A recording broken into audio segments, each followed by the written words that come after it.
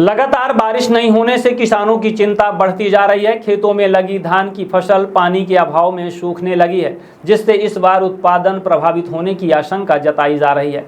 किसानों का कहना है कि समय पर बारिश नहीं होने के कारण खेतों में दरारें पड़ने लगी हैं और धान की पैदावार रुक गई है। जिन किसानों के पास सिंचाई की पर्याप्त व्यवस्था नहीं है, वे सबसे ज़्यादा मुश्किलों का सामना कर रहे हैं।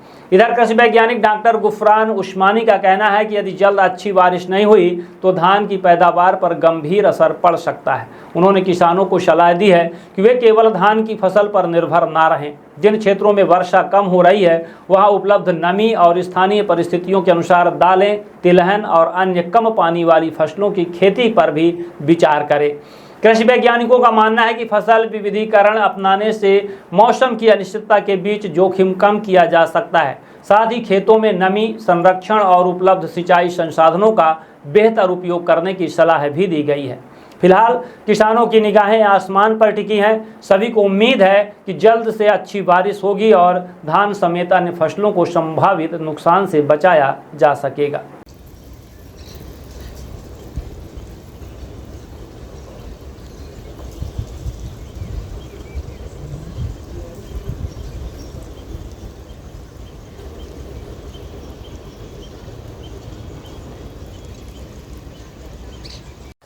सर, ये जो बारिश की लेट लतीफी हो रही है, इससे फसलों को, खासकर धान की फसल पर क्या प्रभाव पड़ रहा है? हाँ, सबसे पहले तो मैं आप लोगों का कृषि महाविद्यालय रीवा में स्वागत करता हूं। और वर्तमान में खरीफ सीजन में वर्षा की जो स्थिति बन रही है, जिसमें पर्याप्त वर्षा नहीं हो रही है, और इसका जो खरीफ की फसल है उन पर प्रभाव पड़ेगा ही। और विशेषकर धान की फसल में जो है जिसकी जल की मांग अधिक होती है, उस पर अधिक प्रभाव पड़ने की संभावना है। और अगर पानी की समस्या अगर इसी तरह से बनी रही, बारिश नहीं होती है, तो सबसे पहले तो जो किसान भाइयों ने जिन्होंने अपना नर्सरी में बीज बोए हैं, उसके अंकुरण में कमी आएगी।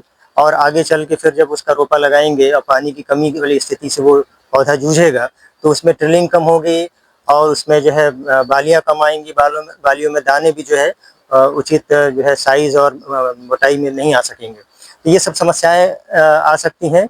और इससे बचाव के लिए अगर धान की फसल में बात की जाए, तो धान की फसल में अगर जल्दीबाजी न की जाए तो ज़्यादा बेहतर होगा कि DSR विधि के द्वारा जो है धान की फसल का उत्पादन किया जा सकता है, जिसमें ये रोपा से हटकर सीधे बीज को बोने वाली विधि है और इसमें पानी की आवश्यकता कम होती है। और इसके लिए जो है कई वैरायटी हैं जो आप जिनका आप चयन कर सकते हैं और उनके द्वारा DSR विधि के द्वारा धान बोया जा सकता है। जैसे आप सहभागी धान है जो कम अवधि की भी है, 95 से आपकी 105 दिन की अवधि होती है। इसी तरह से DRR 46 है, DRR 42 है और JR 206 है, आपकी JR 21 है, JR 81 है। ये सब नवीनतम किस्में हैं जिनके अंदर जो है सूखा सहन करने की शक्ति भी है और इनका अवधि जो है वो भी कम होता है। तो इस तरह की फसलों को धान में इस तरह की वैरायटी का आप जो उपयोग कर सकते हैं। और इसके अलावा अन्य फसलों पर भी जो है विचार करें, जैसे मूंग, उड़द है, आपका ज्वार, बाजरा, मक्का, या कोदो और कुटकी जो कि स्मॉल मिलेट लघु धान्य में आता है, जिनमें भी जो है पानी की मांग कम होती है। और इस समय जो है कोदो, स्मॉल मिलेट, कोदो, कुटकी और रागी, इनका जो है स्कोप भी जो है बढ़ रहा है और इनकी मांग भी बढ़ रही है। तो इस तरह की फसलों को आप चयन करके जो है ऐसी विषम परिस्थिति में जहाँ की वर्षा कम है और पानी का अभाव है, पर्याप्त जो है पौधों के लिए जल जो है नहीं मिल सकेगा, तो इस तरह की आप फसलों का चयन कर सकते हैं। या धान में भी इस तरह की वैरायटी का आप चयन कर सकते हैं।